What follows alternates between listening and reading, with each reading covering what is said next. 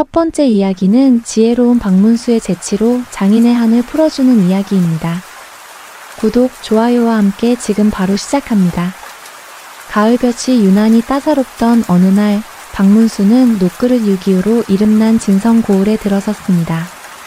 진성유기는 그 맑은 소리와 은은한 빛깔로 임금님 수라상에도 오르는 명품 중의 명품으로 알려진 터였습니다.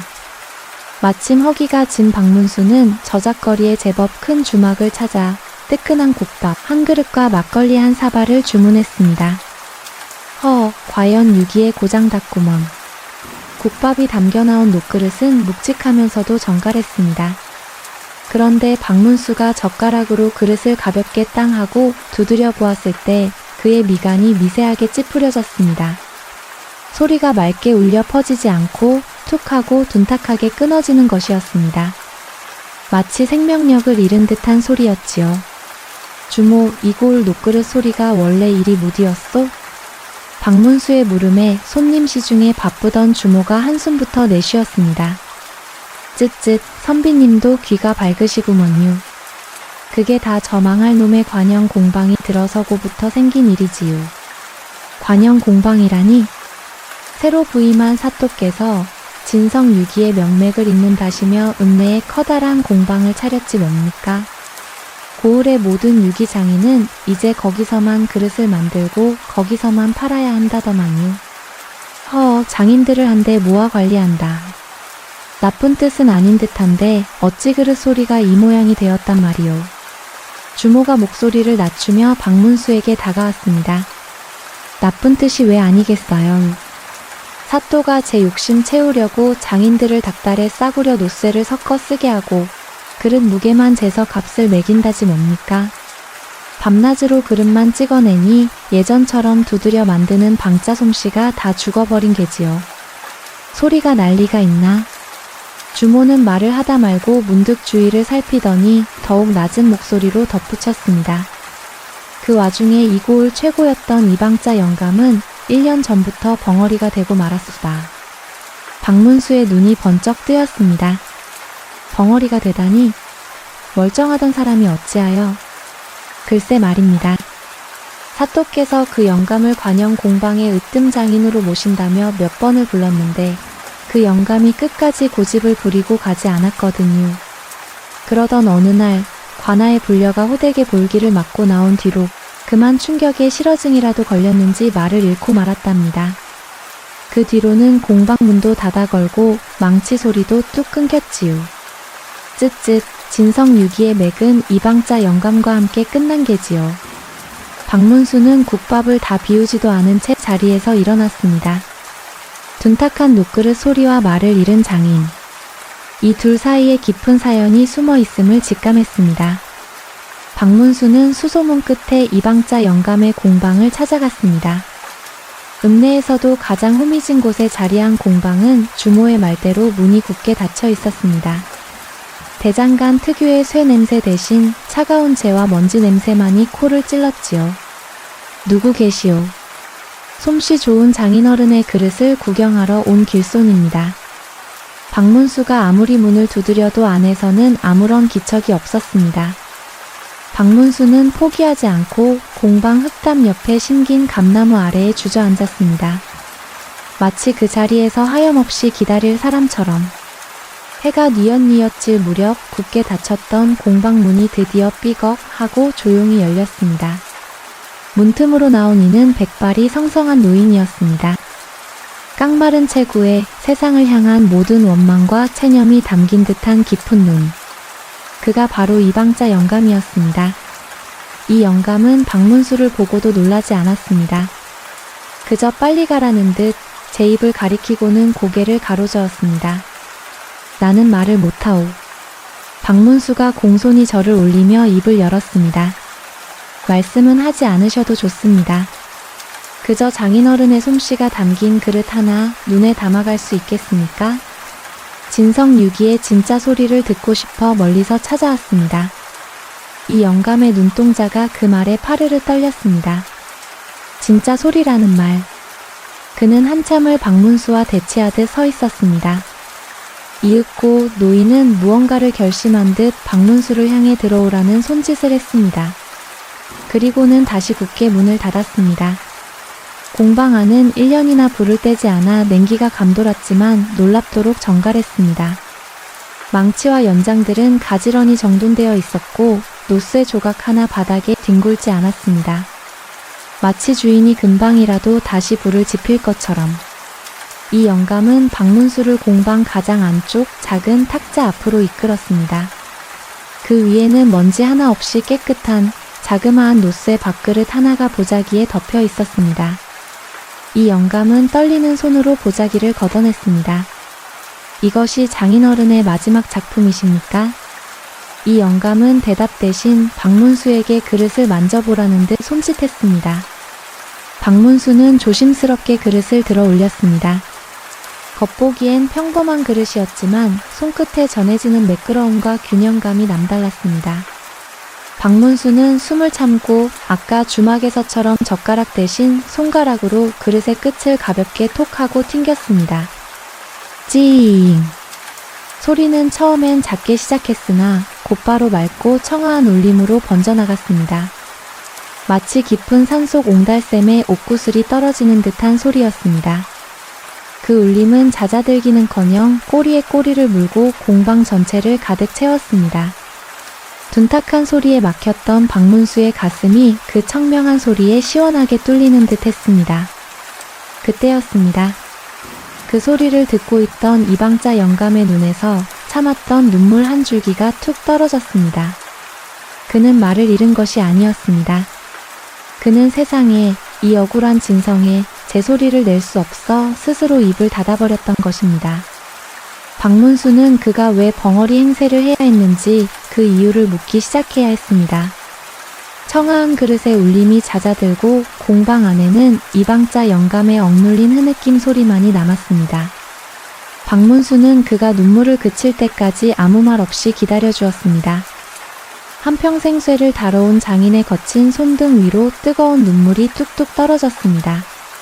한참의 시간이 흐른 뒤 이 영감은 겨우 울음을 삼키고 퀭한 눈으로 박문수를 바라보았습니다. 그는 여전히 입을 열지 않았습니다. 대신 공방 바닥의 흙먼지를 손가락으로 쓸어내더니 그 위에 무언가를 쓰기 시작했습니다. 내 입은 저들의 귀를 속였으나 내 그릇은 선비의 귀를 속이지 못했구려. 박문수가 그 글자를 가만히 내려다보다가 낮은 목소리로 입을 열었습니다. 장인어른, 어찌하여 그토록 깊은 소리를 가두고 스스로 벙어리가 되셔야 했습니까? 저 맑은 소리를 낼 수 있는 입을 가지고 어찌하여 침묵을 택하셨습니까? 이 영감의 손가락이 다시 바쁘게 움직였습니다. 흙바닥에 쓰인 글씨는 분노로 떨리고 있었습니다. 1년 전 새 사또가 부임했소. 그는 진성 유기의 명성을 탐했으나 그 소리가 아닌 무게를 탐했소. 나를 불러 관영 공방의 으뜸 장인이 되라 하더이다. 박문수가 조용히 물었습니다. 그리하라 하셨으면 편히 여생을 보내실 수도 있었을 터인데 어찌 거부하셨습니까? 이 영감의 손가락이 멈칫했습니다. 그는 흙바닥을 손바닥으로 퍽 하고 내리쳤습니다. 그리고는 다시 글을 이어갔습니다. 그자는 내게 비법을 내놓으라 했소. 수십 년 망치질로 다져온 내 손이 기억하는 노쇠와 주석의 황금 비율, 그리고 불의 온도를 글로 적어내라 했소. 그 비법만 있으면 하룻밤 새 천하의 명품 유기를 산처럼 쌓을 수 있을 것이라 그리 말했소. 박문수는 그제야 모든 것을 알 것 같았습니다. 그래서 거부하셨군요. 소리는 글로 담는 것이 아니요. 이 영감이 썼습니다. 1000번, 10,000번 두드려야 쇠가 비로소 제 울음을 트는데 그자는 무게만 재어 팔려 했소. 나는 내 자식 같은 그릇들이 소리 잃은 쇳덩이로 팔려나가는 것을 볼 수 없었소. 그래서 내 비법은 내 망치와 내 손에만 있다. 그리 말했소. 그랬더니 사또가 나를. 이 영감은 차마 다음 말을 쓰지 못하고 제 어깨와 다리를 번갈아 짚었습니다. 그날 관아에서 당한 모진 내질의 흔적이었습니다. 놈들은 나를 때리고 이 공방을 뒤졌소. 그리고 내 평생의 비법이 적힌 낡은 책 한 권을 빼앗아 갔소. 이 영감의 눈에서 다시 불꽃이 튀었습니다. 박문수의 표정이 굳어졌습니다. 비법서를 빼앗아 갔다고요? 허면 지금 관영 공방에서 나오는 그릇들은 그 비법서로 만드는 것이었습니까? 이 영감은 픽하고 쓴 웃음을 짓는 신용을 했습니다. 그 책은 내 아들에게나 물려주려던 혼잣말 같은 것이었소. 그걸 가져갔으나 놈들은 소리를 만들지 못했소. 그를 안다고 어찌 쇠의 마음을 알겠소. 그렇습니다.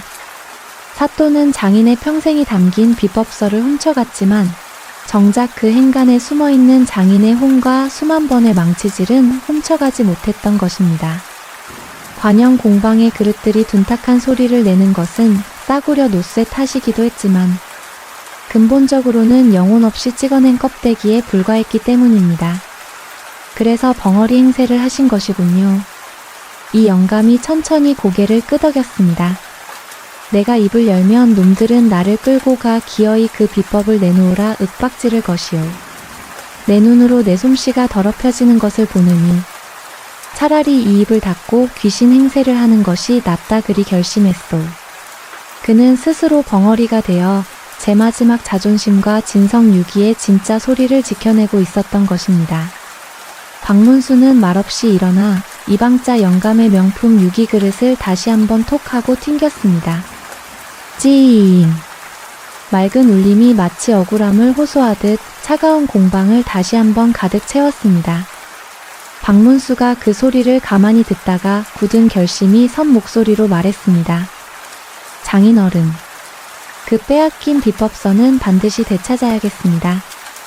이 영감이 놀란 눈으로 박문수를 바라보았습니다.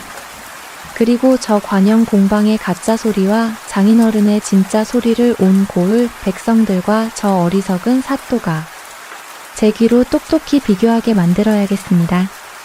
박문수는 더 이상 묻지 않았습니다.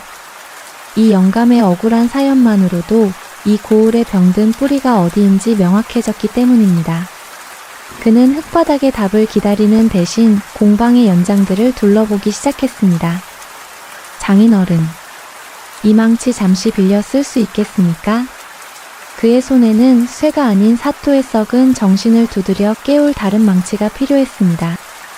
박문수는 이방자 영감이 건넨 망치를 가만히 쥐어보았습니다. 한평생 쇠를 다뤄온 장인의 손때가 묻어 반질반질한 묵직한 망치였습니다. 장인어른, 박문수가 망치를 탁자 위에 조용히 내려놓으며 말했습니다. 이 망치로 쇠를 두드리는 대신 저는 이 고를 백성들의 귀를 두드려 깨울 생각입니다. 이 영감이 흙바닥을 닦아내고는 의아한 눈빛으로 물음표를 그렸습니다. 제가 소리잔치를 하나 열까 합니다. 박문수의 눈이 빛났습니다. 진성유기의 진짜 울림을 찾는 잔치지요. 그는 자신의 계획을 차근차근 설명하기 시작했습니다.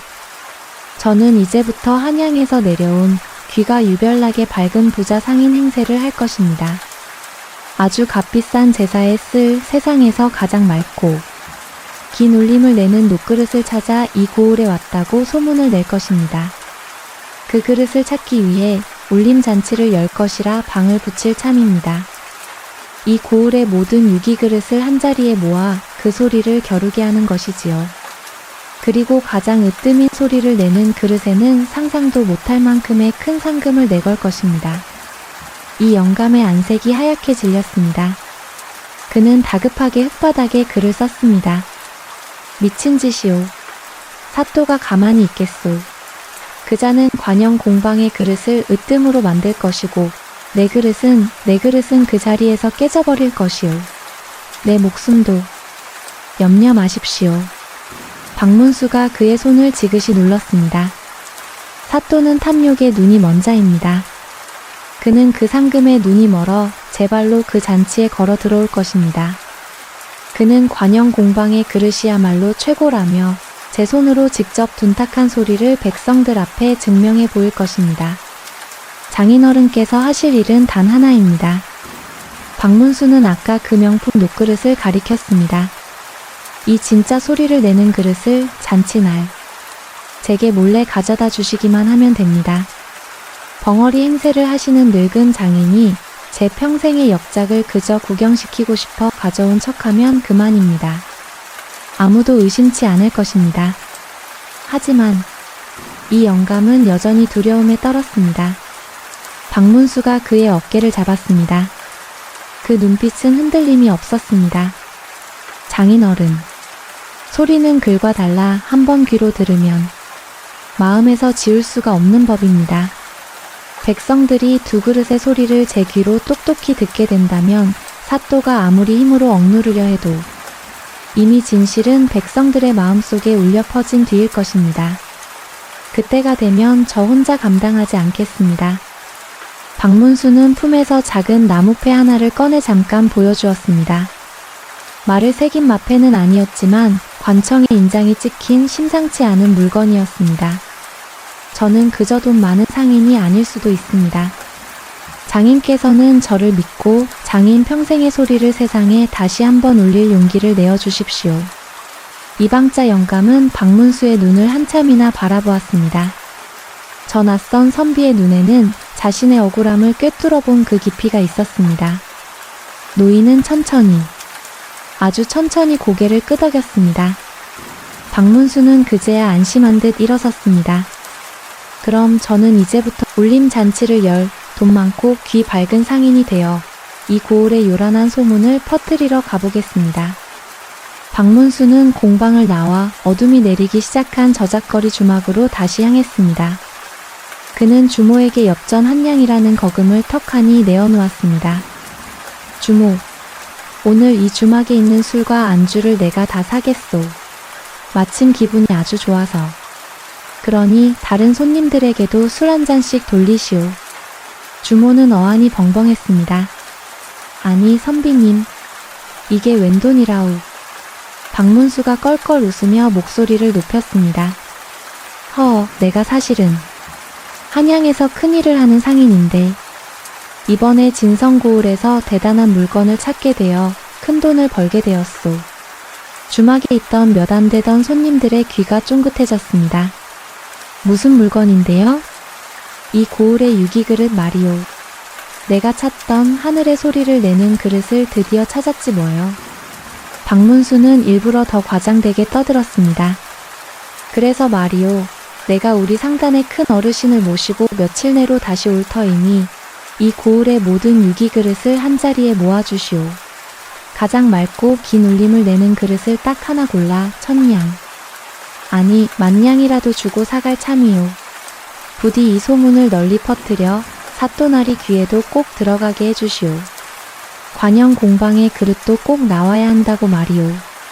10,000냥이라는 소리에 주막 안이 술렁이기 시작했습니다. 그 소문은 그날 밤 술기운을 타고 버들잎처럼 온 고을로 퍼져나갔습니다. 들었는가? 한양 상인이 10,000냥을 걸고 그릇 소리를 산다네. 이방자 영감이 다시 망치를 잡는 거 아니야? 아니지, 사또나리께서 관영 공방을 앞세우시겠지. 그리고 그 소문은 박문수의 의도대로 그날 밤 가장 화려한 기와집에 머물고 있는 사또의 귀에까지 정확하게 흘러들어갔습니다. 사또는 10,000냥이라는 말에 자다가도 벌떡 일어났습니다. 뭐시? 10,000냥? 이방자 그 늙은이가 버텨주더니 내게 이런 복이 굴러 들어오는구나. 여봐라. 당장 관영 공방 책임자를 불러들여라. 며칠 뒤에 있을 울림 잔치에 내놓을 이 세상에서 가장 크고 가장 무겁고 가장 번쩍이는 녹그릇을 만들라 일러라. 진성의 명예는 바로 나 이 사또의 것이 되어야 하느니라. 탐욕에 눈이 먼 사또는 그 울림 잔치가 자신의 목을 겨누는 칼날이 될 줄은 꿈에도 모른 채 기쁨에 겨워 밤잠을 설쳤습니다. 10,000냥짜리 녹그릇을 찾는 울림 잔치가 열린다는 소문이 퍼진 지 사흘째 되는 날, 진성고을 관아 마당은 이른 아침부터 구경꾼들로 인산인해를 이루었습니다. 늙은 녹그릇이라도 하나 가진 사람은 혹시나 하는 마음에 그릇을 닦아 들고 나왔고, 대부분의 백성은 한양에서 온 귀 밝은 상인의 얼굴과 10,000냥이라는 어마어마한 상금을 구경하기 위해 모여들었습니다. 드디어 정오가 가까워지자 요란한 풍악 소리와 함께 관아의 문이 활짝 열렸습니다. 사또 날이 힘차시다. 사또는 이 고을에서 가장 화려한 비단 도포를 차려입고 잔뜩 거만한 표정으로 대청마루 상석에 마련된 자리에 앉았습니다. 그의 눈은 돈이 될 상인을 찾느라 바쁘게 돌아갔습니다. 이윽고 풍악이 그치고 이방이 헛기침을 하며 마당으로 나섰습니다. 모두 들으라. 오늘 이 자리는 우리 진성 유기의 훌륭함을 천하에 알리고자 한양의 큰 상단에서 마련한 울림잔치이다. 곧 상단의 큰 어른께서 당도하실 것이니 모두 정숙하라. 바로 그때였습니다. 저만치서 상단 어르신 납시오. 하는 외침과 함께 박문수가 모습을 드러냈습니다. 하지만 보찜맨 허름한 선비의 모습은 온데간데 없었습니다. 그는 값비싼 남색 비단 도포를 입고 머리에는 옥관자를 꿰었으며 손에는 금빛 장식이 달린 부채까지 들고 있었습니다. 영락없는 한양의 거부 상인이었지요. 그는 모든 것이 귀찮다는 듯 심지어 걷는 것조차 힘에 부친다는 듯 거만한 걸음걸이로 마당을 가로질렀습니다. 사또가 황급히 자리에서 일어나 박문수를 맞이했습니다. 아이고 귀한 분께서 이 누추한 곳까지 행차하시느라 고생이 많으셨습니다. 제가 이 고을 사또되는 이 아무개입니다. 박문수는 사또의 인사를 부채로 받는 둥 마는 둥 하며 쌀쌀맞게 대꾸했습니다. 됐소.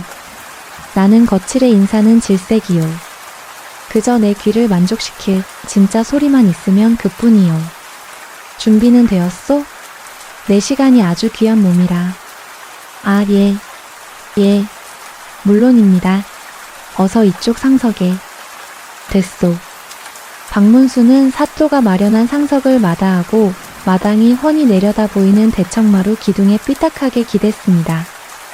나는 저 아래 백성들의 그릇 소리부터 듣겠소. 훌륭한 소리는 흙더미 속에서도 나는 법이지. 사또는 박문수의 오만함에 속이 북을 끓었지만 만냥을 생각하며 억지로 미소를 지었습니다. 과연 듣던 대로 귀가 밝으신 분입니다. 하! 여봐라, 어서 잔치를 시작하라. 이 고을의 솜씨를 상단 어르신께 맘껏 뽐내어 보아라. 이 방의 진행에 따라 몇몇 유기장인과 백성들이 제각기 가져온 그릇을 들고 나왔습니다. 이것은 제 할아비 때부터 물려받은, 이것은 제가 사흘 밤낮 두드려 만든. 그들이 그릇을 튕기자 탕, 탱, 통하는 소리가 났습니다. 주막의 둔탁한 소리보다는 나았지만 이방자 영감의 그릇이 내던 청아한 울림에는 턱없이 부족했습니다. 박문수는 그릇 소리가 날 때마다 부채로 제 귀를 막는 신용을 하거나 고개를 절레절레 흔들며 깊은 한숨을 내쉬었습니다. 아니, 진성 유기의 명성이 이 정도밖에 안 된단 말이오. 이런 깡통 소리 같은 것을 들으려고 내가 이 먼 길을 왔단 말인가? 에잉, 시간이 아깝군, 아까워. 사또는 속으로 쾌재를 불렀습니다. 좋아, 저 늙은이들 솜씨가 형편없어야 내 것이 돋보이지. 다른 그릇들이 모두 낙방하고 마당이 조용해지자 사또가 드디어 자리에서 일어났습니다. 하하, 상단 어르신. 실망하시긴 이릅니다. 진정한 진성 유기의 소리는 이제부터 시작입니다. 사또가 손짓하자 포졸 4~5명이 낑낑거리며 거대한 비단 보자기에 쌓인 무언가를 마당 한가운데로 끌고 나왔습니다. 자, 이것이 바로 이 사또가 진성 유기의 명맥을 잇고자 온 힘을 다해 만든 관영 공방 최고의 역작, 천명이요. 사또가 비단 보자기를 확 걷어치웠습니다. 그러자 눈이 부실 만큼 거대하고 번쩍이는 롯데아가 모습을 드러냈습니다. 크기는 장정 둘이 들어가도 남을 만큼 컸고 표면은 황금처럼 노랗게 빛났습니다. 백성들 사이에서 와하는 탄성이 터져 나왔습니다. 그 크기와 위용에 압도당한 것입니다. 사또는 박문수를 쳐다보며 의기양양하게 웃었습니다. 어르신, 보시지요. 이 웅장한 자태를. 이 그릇이야말로 만냥의 가치를 하고도 남을 것입니다. 여봐라, 저 1000명의 소리를 어르신께 들려드려라. 관영 공방의 책임자가 비단에 싼 망치를 들고 롯데야 앞으로 나섰습니다. 그는 숨을 크게 들이마시고는 롯데야의 옆면을 꽝 하고 힘껏 내리쳤습니다. 퉁. 소리는 그게 다였습니다. 맑은 울림이나 긴 여우는커녕 젖은 손뭉치를 두드린 듯 퉁 하는 둔탁하고 짧은 소리가 한 번 울리고는 그대로 마당의 흙먼지 속으로 사라져 버렸습니다. 순간 관아 마당에는 정적이 흘렀습니다. 백성들은 저게 끝인가? 하는 표정으로 서로 눈치만 보았습니다. 사또의 얼굴은 불그락푸르락해졌습니다. 소리가 어찌나 깊고 웅장한지 마치 천둥이 치는 듯하지 않도. 사또가 애써 수습하려 했지만 억지 변명이었습니다. 박문수는 그 꼴을 보며 들고 있던 부채를 탁 하고 접었습니다. 그는 실망과 경멸이 가득한 눈초리로 사또를 쏘아보았습니다. 사또, 지금 나와 장난하자는 것이요? 아니, 어르신. 그게 무슨. 저것이 진성의 소리란 말이요? 저건 그저 소리나는 쇳덩어리에 불과하오. 내 귀가 썩어 문드러지는 것 같구나. 당장 이 잔치를 집어치워야겠소. 만냥은커녕 엽전 한 푼도 아깝다. 나는 이만 돌아가겠소. 박문수가 분노한 듯 몸을 돌려 관아를 빠져나가려 했습니다. 만냥이 날아갈 위기에 처하자 사또는 패닉에 빠졌습니다. 어르신, 잠깐만. 사또가 박문수를 붙잡으려 허둥대던 바로 그때였습니다. 관아 마당 입구의 백성들 사이에서 작은 동요가 일었습니다. 그리고 그 틈을 헤치고 웬 깡마른 노인 하나가 작은 녹그릇 하나를 품에 안고 비틀비틀 걸어 나왔습니다. 바로 1년간 입을 닫고 살아온 벙어리장인 이방자 영감이었습니다. 그는 꾀죄죄한 행색에 잔뜩 겁에 질린 표정이었습니다. 사또가 그를 보고 고함을 쳤습니다. 웬 놈이냐. 저 미친 늙은이가 감히 어딜 끼어들어. 여봐라, 저 벙어리 늙은이를 당장 끌어내지 못할까? 포졸들이 이방자 영감에게 달려들었습니다. 그때 박문수가 몸을 돌려 그들을 막아 세웠습니다. 멈추어라. 박문수는 사또가 아닌 이방자 영감을 가만히 바라보았습니다. 이 잔치는 진성의 모든 소리를 듣는 자리라 하였소. 그는 영감에게 고개를 돌렸습니다. 노인장. 노인장께서도 그릇의 소리를 들려주러 오셨소?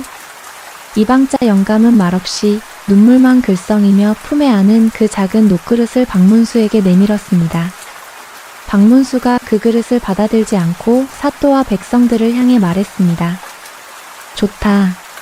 저 거대하고 둔탁한 천명의 소리도 들었으니 이제 저 늙고 꾀죄죄한 장인의 작은 소리도 들어보아야 공평하지 않겠소. 어디 그 소리마저 들어보고 내가 이 고을을 떠날지 말지 결정하겠소. 사또는 만냥을 잡고 싶은 마음에 에잉 저까짓게 하면서도 어쩔 수 없이 고개를 끄덕였습니다. 좋토. 어디 한번 올려나 보시오. 이방자 영감은 떨리는 손으로 제 평생의 역작이 담긴 녹그릇을 마당 한가운데에 놓았습니다. 모두의 시선이 저 거대한 녹대야와 그 옆에 초라하게 놓인 작은 밥그릇 하나에 동시에 쏠렸습니다. 이방자 영감은 주머니에서 작은 나무 막대기 하나를 꺼내 들었습니다.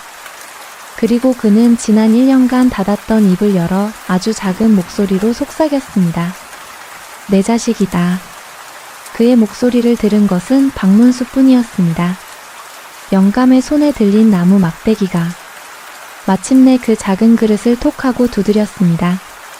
이방자 영감의 나무 막대기가 녹그릇을 톡하고 두드리는 순간 모든 것이 멈추는 듯 했습니다.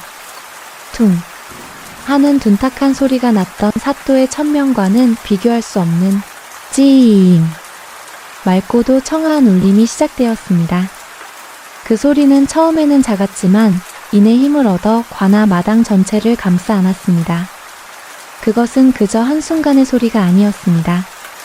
꼬리를 물고 이어지는 여운이었습니다. 마치 수천 마리의 옥구슬이 일제히 굴러가며 노래를 부르는 듯 했습니다. 소리는 관아의 기왓장을 타고 넘어 담벼락 밖에 모인 백성들의 귀에도 선명하게 파고들었습니다. 시끄럽던 마당은 그 맑은 소리 하나에 압도되어 숨소리 하나 들리지 않는 깊은 침묵에 빠졌습니다. 사람들은 모두 넋을 잃은 채 그 작고 초라한 밥그릇 하나가 뿜어내는 기적 같은 울림에 귀를 기울였습니다. 한참이나 지난 뒤에야 그 긴 울림이 겨우 잦아들었습니다. 침묵을 깬 것은 백성들의 웅성거림이었습니다. 이 소리다. 그래, 이게 우리 할아버지가 말씀하시던 진짜 진성 유기 소리다.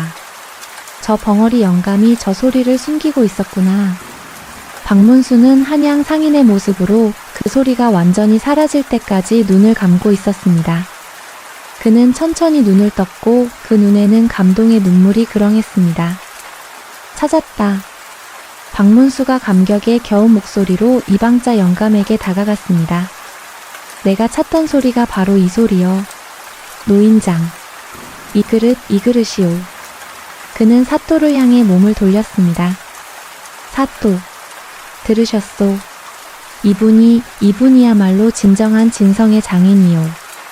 나는 이 그릇에 약속한 만냥을 드리겠소. 안 된다. 그때까지 넋이 나가 있던 사또가 만냥이라는 말이 이방자 영감에게 돌아가려 하자 이성을 잃고 고함을 쳤습니다. 저 늙은이가 감히 사술로 사람들을 현혹하는 것이다. 저놈은 관영 공방에 속하지도 않고 내 허락도 없이 그릇을 만든 죄인이다. 사또의 얼굴은 탐욕과 분노로 일그러져 있었습니다. 여봐라. 저 벙어리 늙은이와 그 요망한 그릇을 당장 깨부수고 압송하라. 저놈은 어르신을 기만한 죄까지 물어. 포졸들이 망설이며 이방자 영감에게 다가서려던 바로 그 순간이었습니다. 박문수가 그 앞을 가로막았습니다. 그의 얼굴에서는 오만하고 귀찮아하던 상인의 모습은 온데간데 없었고 싸늘한 위엄만이 감돌았습니다. 사또. 박문수가 낮고 차가운 목소리로 말했습니다. 그대는 그릇의 소리도 구분하지 못하고 장인의 피눈물도 보지 못하는가? 내 이놈이. 어느 안전이라고. 옥구슬 소리와 쇳덩이 소리도 구분 못하는 내 놈이 어찌 백성의 소리를 듣는 몽민관이라 할 수 있겠느냐. 박문수의 호통과 함께 그의 손이 품속으로 들어갔습니다. 그리고 다음 순간 백성들의 눈앞에 사또가 그토록 두려워하던 그것이 나타났습니다. 말이 새겨진 임금의 신표. 마패였습니다. 박문수가 그것을 하늘 높이 치켜들었습니다. 암행어사 출두요. 관아 마당의 모든 것이 얼어붙었습니다. 사또는 제 눈앞에 나타난 마패를 보고도 그것이 무엇인지 인식하기까지 한참이 걸렸습니다. 상인이 어사? 그는 억하는 비명과 함께 그 자리에 무너져 내렸습니다. 어사또. 이방과 아전들, 포졸들은 이미 땅바닥에 머리를 박고 용서를 빌고 있었습니다. 박문수는 땀에 젖은 사또의 관모를 탁 쳐서 떨어뜨렸습니다. 내 이놈. 진성 사또는 듣거라. 진성 유기의 명성을 잊기는커녕 싸구려 노쇠로 백성의 눈을 속이고 임금님을 기만한 죄. 참된 장인을 핍박하고 모진 매질을 가해 그 입을 막고 1년간 벙어리 행세를 하게 만든 죄. 장인의 평생이 담긴 비법서를 훔쳐내어 내놈의 사리사욕을 채우려 한 그 죄. 그 모든 죄를 물어 내놈을 당장 파직하고 한양으로 압송하여 어미 국법으로 다스릴 것이다. 박문수는 포졸들에게 사또를 묶으라 명하고 곧장 관아내실로 향했습니다. 그리고 사또의 방 가장 깊숙한 괴짝 속에서 1년간 숨죽이고 있던 이방자 영감의 비법서를 찾아냈습니다. 박문수는 그것을 들고 나와 멍하니 서 있는 이방자 영감의 손에 쥐어주었습니다. 장인어른. 이제 이 책의 진짜 주인에게 돌아왔습니다. 이방자 영감은 그 낡은 책을 부둥켜 안고 그 자리에 주저앉아 1년 만에 소리내어 울기 시작했습니다. 고맙습니다, 어사또. 1년간 닫혀있던 그의 입이 드디어 열린 것입니다.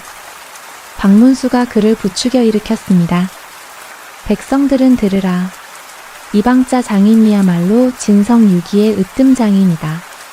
관영 공방은 폐쇄하고 그 재산은 모두 이방자 장인에게 주어 이 고을의 진짜 소리를 되찾고 후학을 양성하는 데 쓰도록 할 것이다.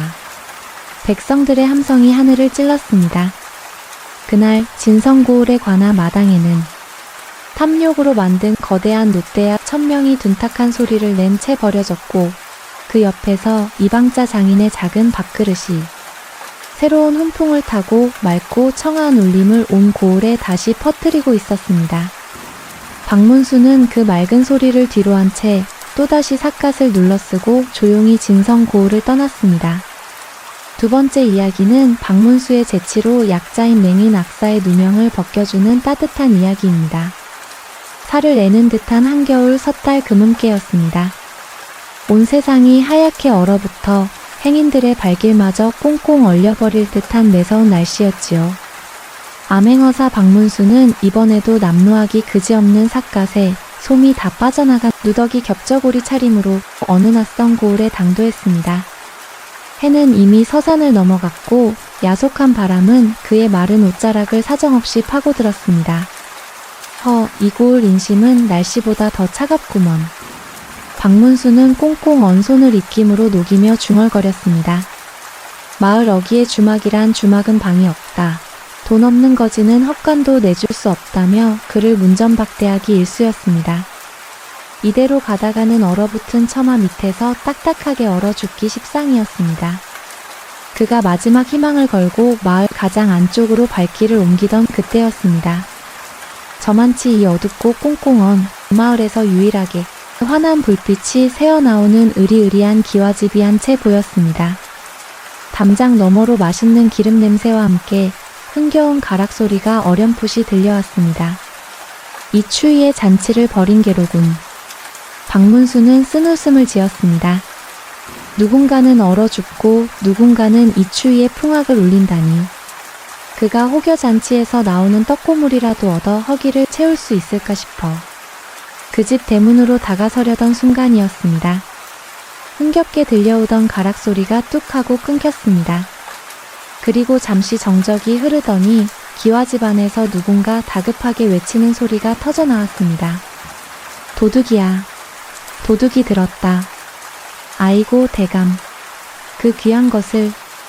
고지어 육중한 대문이 활짝 열리고 잔치상이 엎어진 듯 사람들이 우르르 마당으로 쏟아져 나왔습니다.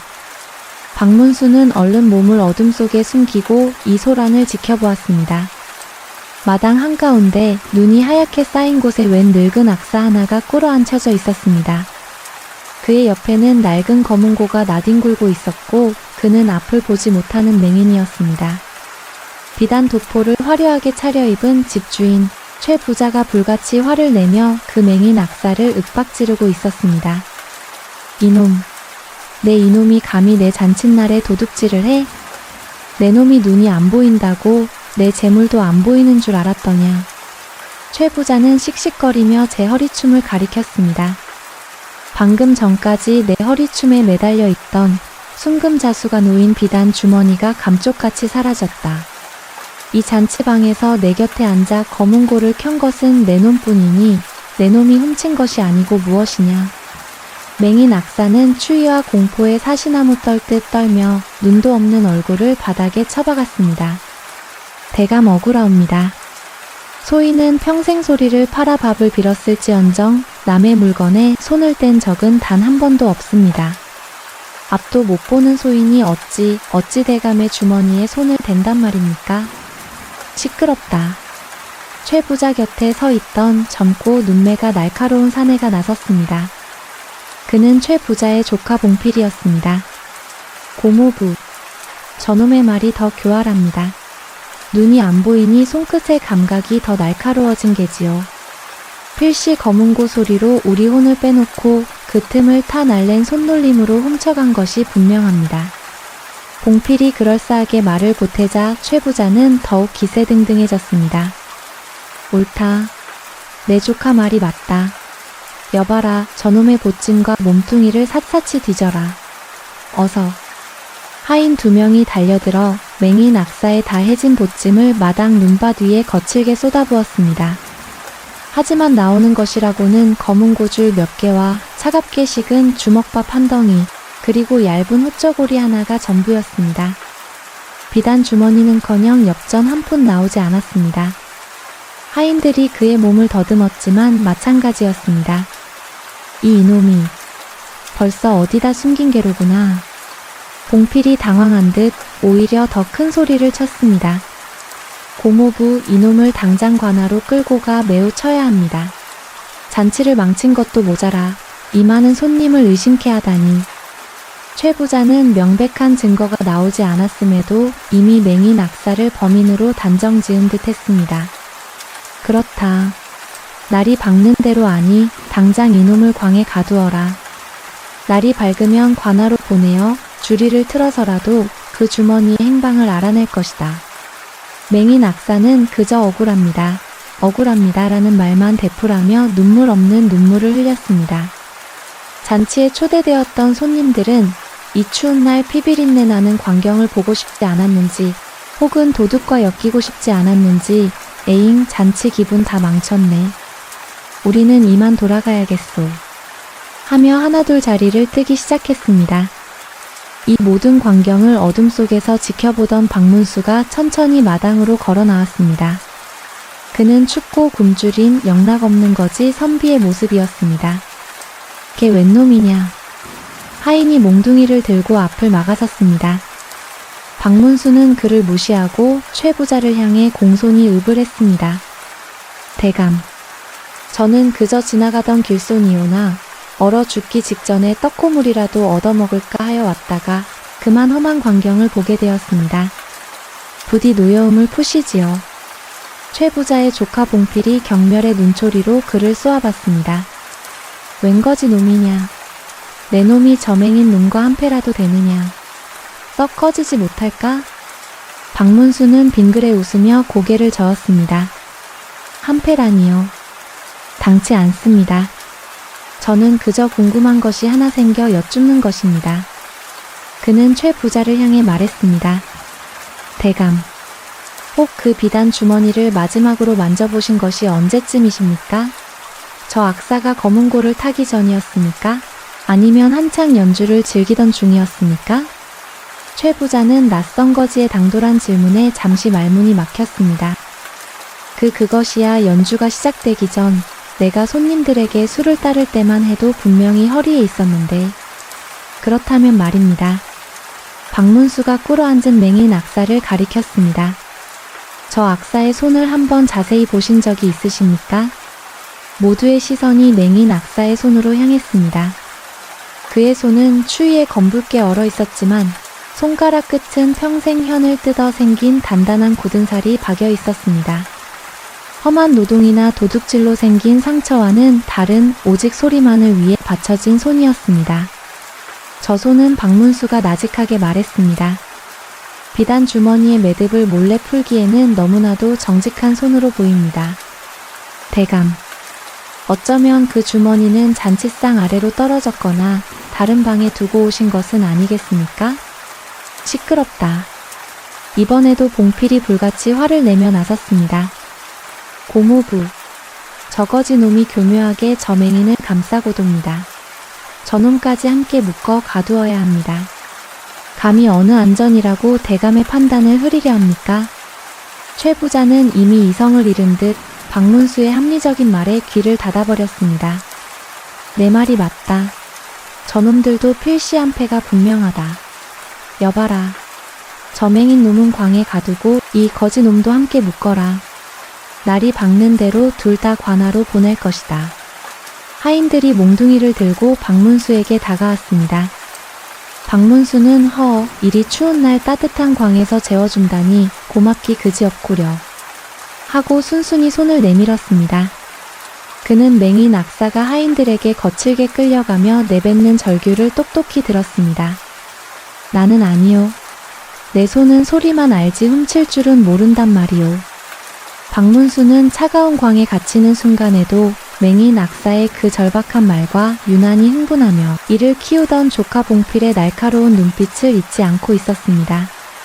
꽝 하는 소리와 함께 광의 육중한 문이 닫히고 칠흑 같은 어둠이 두 사람을 삼켰습니다.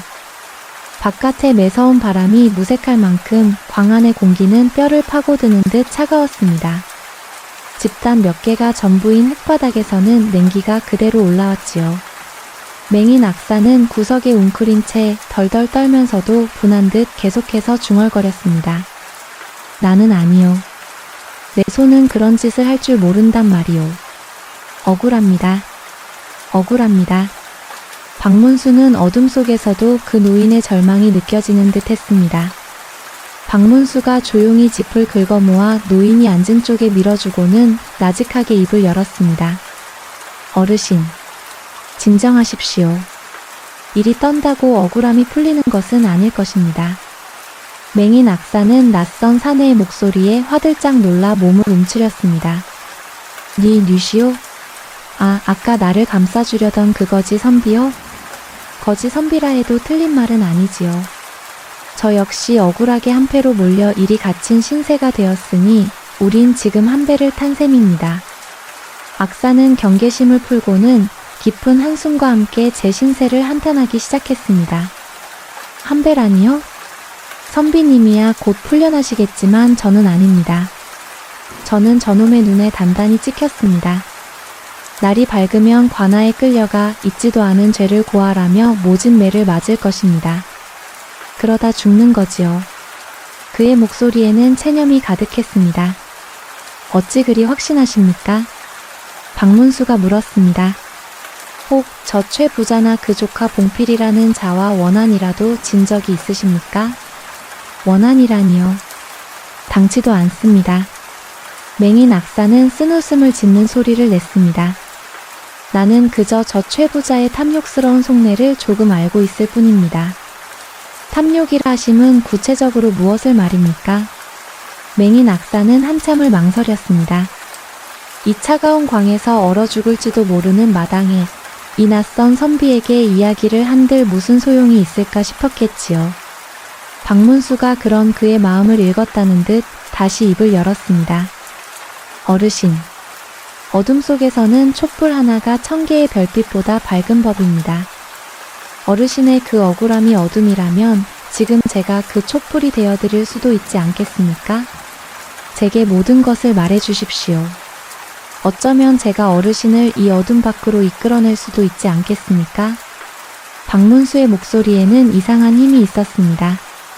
춥고 굶주린 사람의 목소리가 아니었지요. 맹인 악사는 한참을 침묵하다가 드디어 무거운 입을 열었습니다. 선비님은 혹 최 부자의 조카라는 봉필이라는 자의 눈을 보셨습니까? 보았지요. 뱀처럼 날카롭고 욕심이 가득한 눈이었습니다. 제 눈은 비록 멀었으나 저는 소리로 사람을 봅니다. 악사의 목소리가 낮아졌습니다. 저 봉필이라는 자는 최 부자의 재산을 노리고 있습니다. 재산을 노린다? 조카라 하지 않았습니까? 허울뿐인 조카지요. 최 부자에게는 슬아의 자식이 없습니다. 저 봉필이가 최 부자의 모든 재산을 물려받기로 되어 있었지요. 헌데 최 부자가 이 잔치를 연 까닭이 무엇인지 아십니까? 무엇입니까? 최 부자가 늦장가를 들려 합니다. 늦장가라니요? 그렇습니다. 저작거리에서 떡을 파는 연화라는 처자가 있는데 그 처자의 미색이 어찌나 고운지 최 부자가 그만 넋이 나간 것입니다.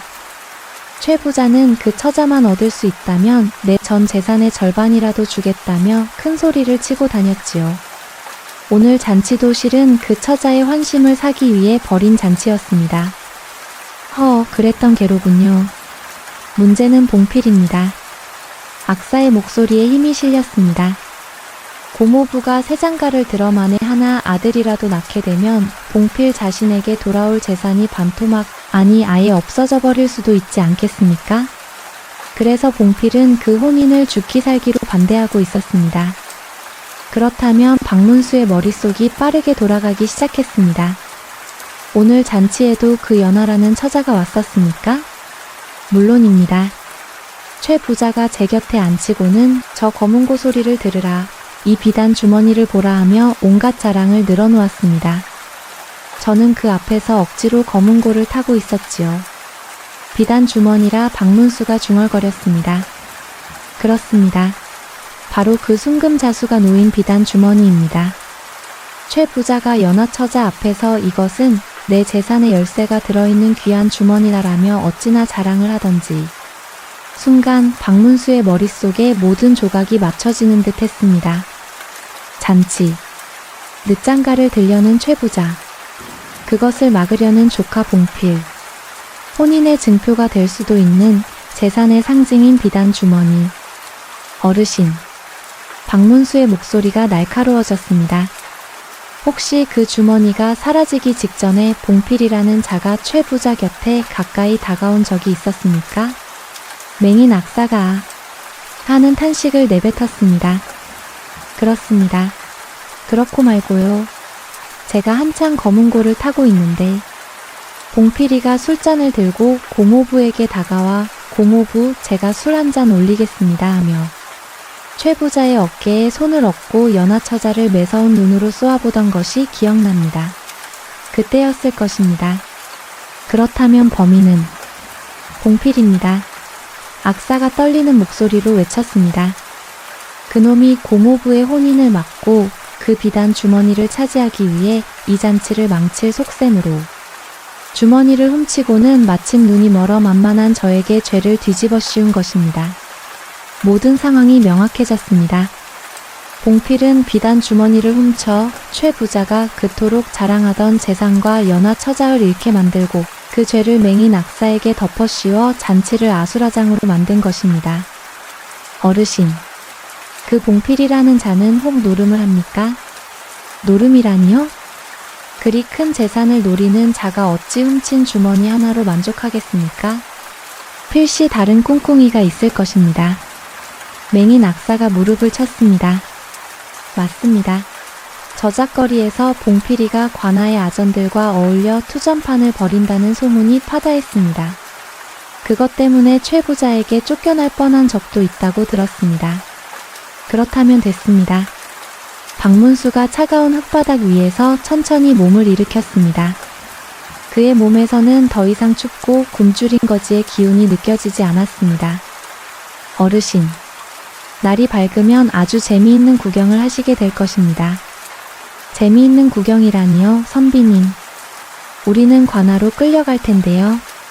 박문수가 어둠 속에서 빙그레 웃는 소리를 냈습니다. 관아요? 물론 가야지요.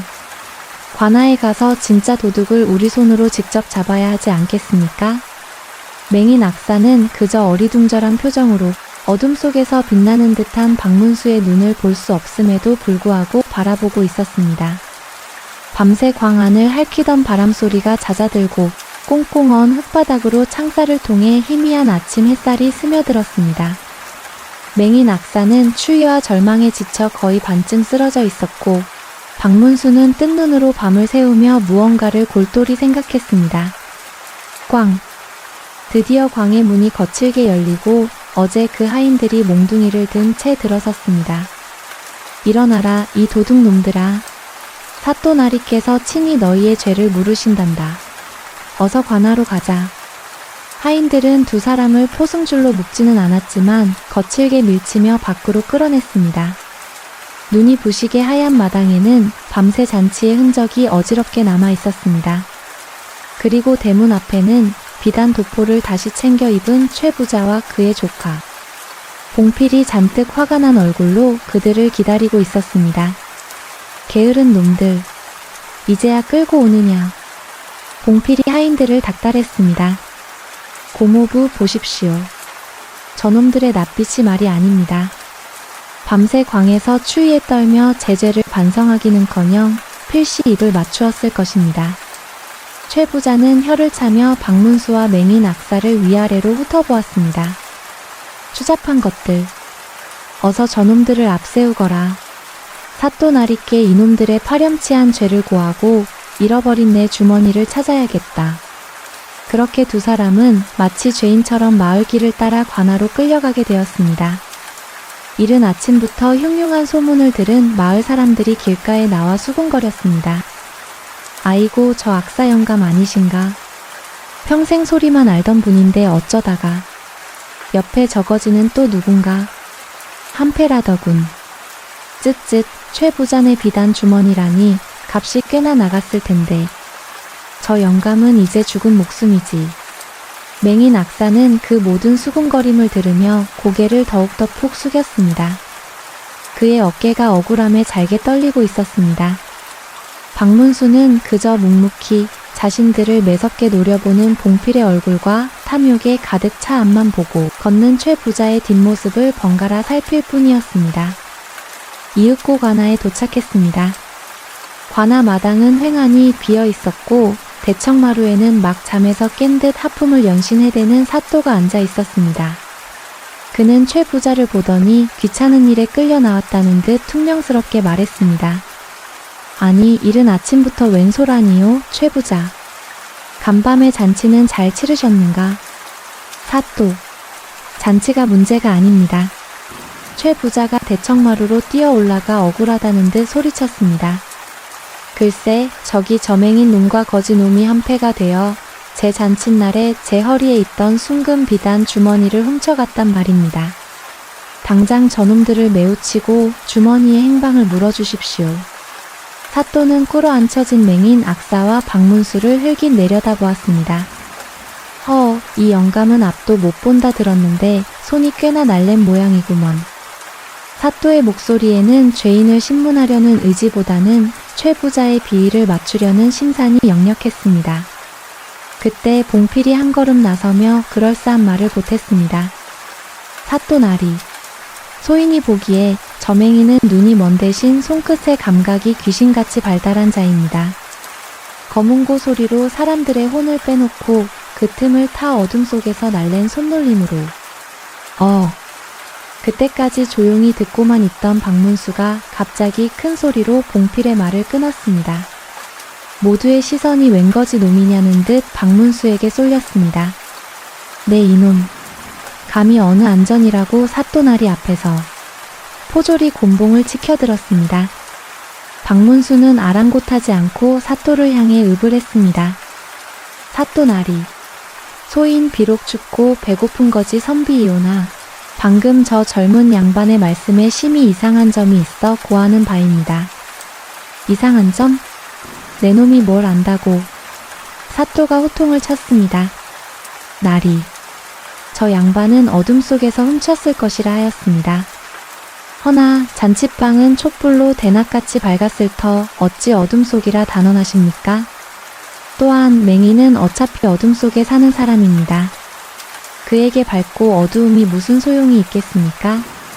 저것은 마치 자신이 훔쳐보지 않고서는 할 수 없는 말이 아니고 무엇입니까? 멋이. 봉필의 얼굴이 순간 불그락푸르락해졌습니다. 저놈이 감히.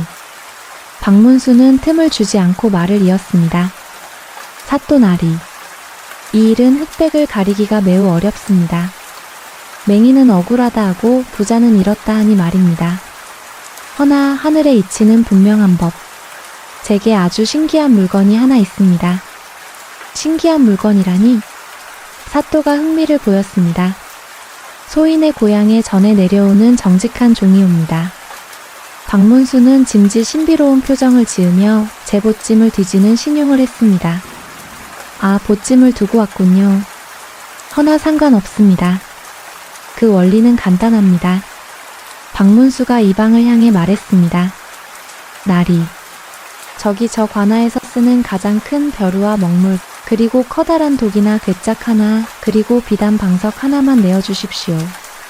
제가 사또나리의 현명한 판단을 도와 진짜 도둑을 가려내 보이겠습니다.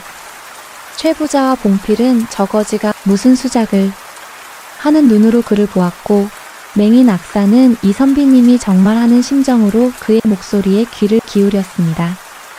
사또는 이 지루한 아침에 재미있는 구경거리라도 생긴 듯 벼루와 독이라 하며 이방에게 눈짓했습니다. 좋다. 내 놈의 허풍이 어디까지 가나 한번 보겠다. 여봐라, 저자가 말한 것을 대령하라. 관아 마당에서 기이한 신문이 막 시작되려 하고 있었습니다. 사또는 정직한 종이라는 해괴한 말에 잠시 어리둥절했지만 이내 흥미가 동했습니다. 이 지루한 아침에 맹인 악사와 거지 선비를 족치는 것보다야 재미있는 구경거리가 될 성싶었지요. 정직한 종이라. 좋다. 내 놈의 그 수작이 어디까지 가나 보자. 여봐라. 이방은 저 선비가 말한 것을 당장 대령하라.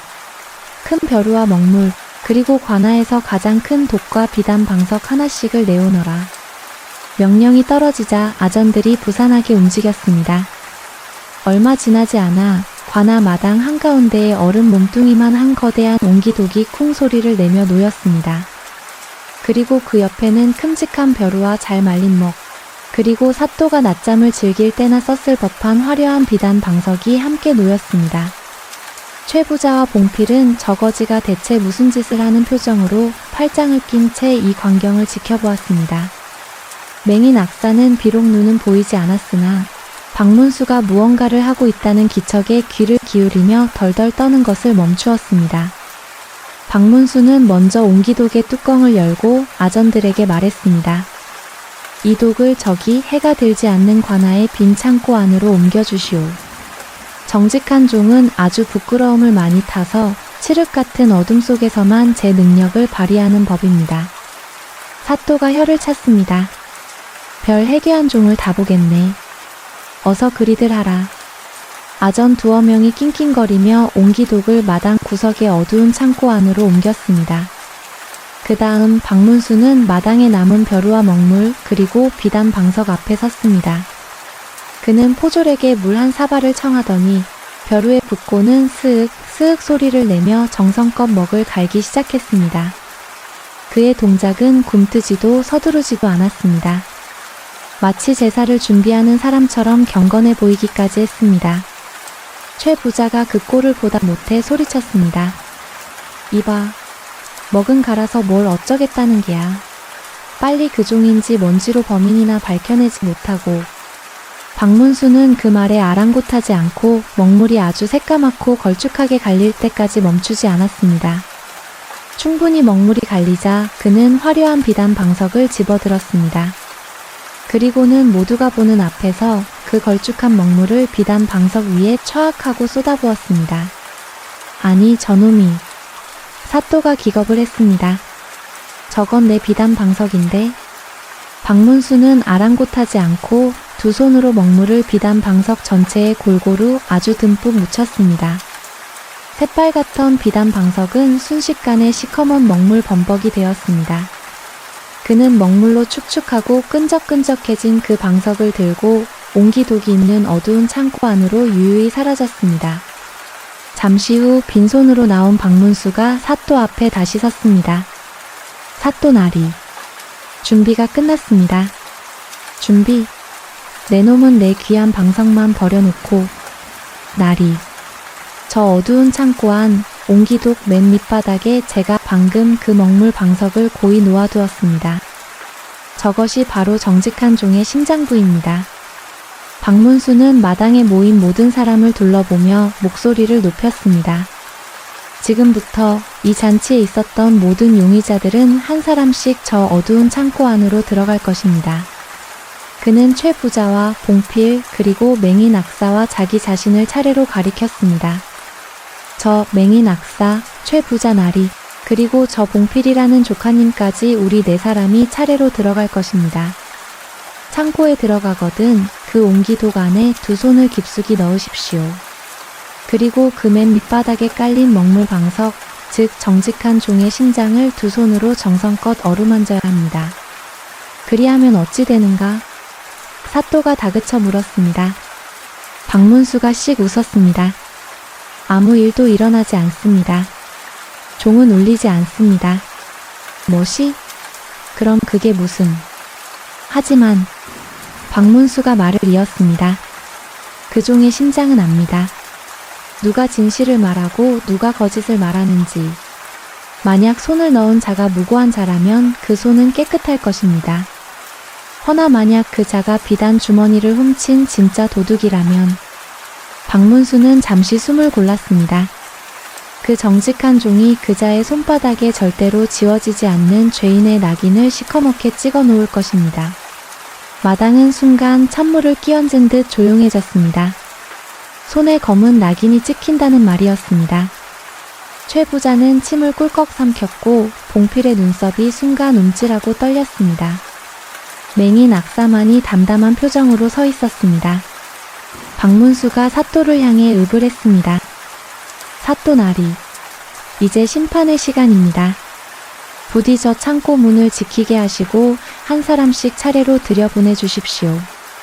가장 먼저 이거지 선비인 저부터 들어가 결백을 증명해 보이겠습니다. 박문수는 삿갓을 고쳐 쓰고 맹인 낙사의 어깨를 툭 치며 어두운 창고를 향해 첫걸음을 내디뎠습니다. 박문수는 어두운 창고에서 가장 먼저 걸어 나왔습니다. 그는 대청마루의 사토 앞으로 성큼성큼 걸어가 두 손바닥을 척하니 펼쳐 보였습니다. 그의 두 손은 벼루에서 갈아낸 먹물로 새까맣게 변해 있었습니다. 보시다시피 제 손은 이리 검습니다. 사또는 허허하며 고개를 갸웃했습니다. 검은 것이 죄인의 낙인이라 하지 않았는가? 다음이요. 박문수는 사또의 말에 대꾸하지 않고 다음 사람을 불렀습니다. 두 번째로 창고에 들어간 사람은 맹인 악사였습니다. 그는 앞이 보이지 않아 창고 안에서 한참을 더듬거렸습니다. 그가 밖으로 나왔을 때 그의 얼굴은 여전히 창백했지만 어딘가 담담해 보였습니다. 손을 내밀어 보시오. 맹인 악사가 조심스럽게 두 손을 내밀었습니다. 그의 손 역시 박문수와 마찬가지로 시커먼 먹물로 범벅이 되어 있었습니다. 나리 소인의 손은 이리 검게 물들었으나 소인의 마음은 저 먹물과 같지 않습니다. 맹인 악사의 떨리는 목소리에 백성들이 수군거리기 시작했습니다. 아니 맹인 영감도 손이 검잖아? 그럼 저 거지도 도둑이란 말인가? 세 번째는 최 부자였습니다. 그는 만약 내가 훔치지도 않았는데 손이 검어지면 어쩌나 하는 두려움 반, 내 결백을 증명하리라는 마음 반으로 창고에 들어갔습니다. 그가 나왔을 때 그의 손도 예외는 아니었습니다. 시커먼 먹물이 묻어 있었습니다. 사또, 보시오. 내 손도 검소이다. 허나 나는 도둑이 아니오. 저놈의 종이 잘못된 것이오. 최 부자가 펄쩍 뛰었습니다. 이제 남은 사람은 단 한 명 최 부자의 조카 봉필이었습니다. 그는 앞선 세 사람의 손이 모두 검게 변한 것을 보고 얼굴이 하얗게 질려 있었습니다. 어찌된 일이지? 저 종이 정말 죄인을 가린단 말인가? 아니다. 저거지 놈이 무슨 수작을 부린 게야. 그는 창고로 들어가는 걸음을 망설였습니다. 봉필이라 하였는가? 박문수가 그를 다그쳤습니다. 왜 멈추어 서 있는가? 어서 들어가 정직한 종의 심장을 만지고 나오너라. 내 결백을 증명해야 하지 않겠느냐. 봉필은 마지못해 덜덜 떨리는 다리로 어두운 창고 안으로 들어갔습니다. 다른 이들보다 유난히 오랜 시간이 흐른 것 같았습니다. 드디어 봉필이 창고에서 나왔습니다. 그의 얼굴은 식은땀으로 범벅이 되어 있었고 그는 애써 태어난 척하며 두 손을 등 뒤로 감추었습니다. 손을 내보이거라. 박문수가 명령했습니다. 나는 만지지 않았소. 저 종은 요망한 물건이다. 봉필이 뒷걸음질 쳤습니다. 포졸들은 뭘 하느냐. 저자의 손을 확인하라. 포졸 두어 명이 달려들어 봉필의 팔을 붙잡아 그의 두 손을 억지로 펼쳤습니다. 모두가 숨을 죽인 그 순간 봉필의 손바닥이 만천하에 드러났습니다. 그의 손은 놀랍게도 먹물 한 방울 묻지 않은 너무나도 깨끗한 손이었습니다. 아니, 저자만 손이 깨끗하잖아. 백성들이 다시 웅성거렸습니다. 최 부자가 그 모습을 보더니 박문수에게 달려들 기세로 소리쳤습니다. 내 이놈, 감히 내 조카는 죄가 없다 하지 않느냐. 내 놈의 종이 엉터리다. 내 놈과 저맹인이 짜고 친 게로구나. 바로 그때 박문수가 하 하고 천지가 떠나가라 크게 웃었습니다. 모두가 어리둥절하여 그를 바라보았습니다. 사또, 그리고 백성들은 들으시오. 박문수가 웃음을 멈추고 시커먼 제 손을 들어 보였습니다. 내가 말한 정직한 종은 죄인에게 낙인을 찍는 종이 아니요. 뭐라? 저 어두운 창고 안 옹기독 밑바닥에는 그저 먹물이 흠뻑 묻은 비단 방석이 놓여 있었을 뿐입니다. 박문수는 맹인 악사와 최 부자를 차례로 가리켰습니다. 죄가 없는 사람은 칠흑 같은 어둠 속에서도 두려울 것이 없습니다. 종의 심장을 만지라 하였으니 그저 방석을 만지고 나온 것 뿐입니다. 그래서 이 두 사람의 손에는 먹물이 묻은 것입니다. 나는 스스로 결백하기에 만졌고 이 맹인 악사 역시 훔친 것이 없기에 당당히 만진 것입니다. 그리고 박문수는 손이 깨끗한 봉필을 매섭게 노려보았습니다. 허나 죄를 지은 자는 달랐습니다. 그는 정직한 종이 자신을 알아보고 손에 죄인의 낙인을 찍을까 봐 두려웠던 것입니다. 그래서 어둠 속에서 만지는 신용만 하고 실제로는 그 방석에 손가락 하나 대지 않았던 게지요. 결국 죄인만이 이 정직한 종의 심판을 피하려다 제 손으로 나는 죄인이요 하고 증명한 꼴이 아니고 무엇입니까? 아, 사또와 백성들의 입에서 탄식이 터져 나왔습니다. 봉필은 모든 것이 들통났다는 사실에 그 자리에 주저앉았습니다. 사또 나리. 박문수가 사또를 향해 읍을 했습니다.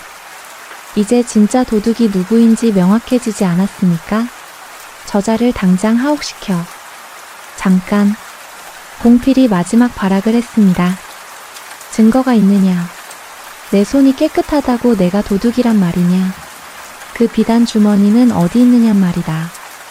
박문수가 쯧쯧하고 혀를 찼습니다. 내가 어젯밤 곰곰이 생각해보니 그대는 고모부의 재산뿐 아니라 그분의 혼인까지 막으려 한 듯 싶더군. 그리고 그대는 노름빚에 시달리고 있었지. 네가 어찌. 그래서 박문수가 관아문 쪽을 바라보았습니다. 이른 아침 포졸들을 시켜 그대가 자주 드나든다는 투전판을 덮치게 하였네. 그리고 그대의 방도 샅샅이 뒤지게 하였지. 마침 관아문이 열리며 포졸장이 무언가를 들고 뛰어들어왔습니다. 사또 나리. 그리고 어르신. 이놈의 방 아랫목에서 이것이 나왔습니다. 포졸장이 내민 것은 다름 아닌 순금 자수가 놓인 비단 주머니였습니다. 최 부자는 제 주머니를 보고는 아이고, 내 주머니 하고 외쳤고 봉필은 그 자리에 완전히 주저앉아 고개를 떨어뜨렸습니다. 모든 것이 명명백백해졌습니다. 최 부자는 제 조카가 범인이었다는 사실에 망연자실했고 사또는 이거지 선비가 모든 것을 해결하자 어안이 벙벙했습니다. 그때 박문수가 품에서 마지막 물건을 꺼내 들었습니다. 그것은 낡은 보찜이 아닌 임금의 명을 상징하는 서슬 퍼런 마패였습니다. 암행어사 출두요. 그 소리에 사또와 최 부자, 봉필, 그리고 관아의 모든 이들이 땅바닥에 머리를 조아렸습니다. 어사또. 내 이놈 봉필은 족친의 재물을 훔치고 맹인에게 누명을 씌웠으며 어사를 기만하려 한 죄, 엄히 다스릴 것이다. 또한 사또는 억울한 백성의 목소리를 듣지 않고 부자의 말만 편파적으로 들었으니 이 또한 죄가 가볍지 않다. 당장 저 최 부자는 억울하게 옥살이를 할 뻔한 맹인 악사에게 그가 잃어버린 밤새의 품삯과 정신적인 피해 보상까지 10배로 보상할 것이며 관아는 이 고을의 홀몸 노인과 맹인들을 위해 잔치 비용의 절반을 쌀로 내어놓을 것을 명한다. 그날 맹인 악사는 누명을 벗고 최 부자에게서 두둑한 보상금을 받았습니다. 박문수는 관아를 떠나기 전 그에게 따뜻한 소못 한 벌을 내어주며 말했습니다. 어르신, 그 정직한 손으로 다음에는 이 추운 겨울밤의 노래가 아닌 곧 다가올 따뜻한 봄날의 노래를 연주해 주십시오. 맹인 악사는 눈물로 화답했습니다. 박문수는 그 춥고 삭막했던 고을에 정의의 따뜻한 불씨 하나를 남겨둔 채 또다시 삿갓을 눌러쓰고 하얀 눈길 속으로 유유히 사라져갔습니다. 오늘 이야기는 여기까지입니다. 편안한 밤 되시고 오늘 이야기가 마음에 드셨다면 구독, 좋아요와 함께 해주시면 동영상 제작에 큰 힘이 됩니다. 그럼 저는 다음에 더 좋은 이야기로 찾아뵙겠습니다. 감사합니다.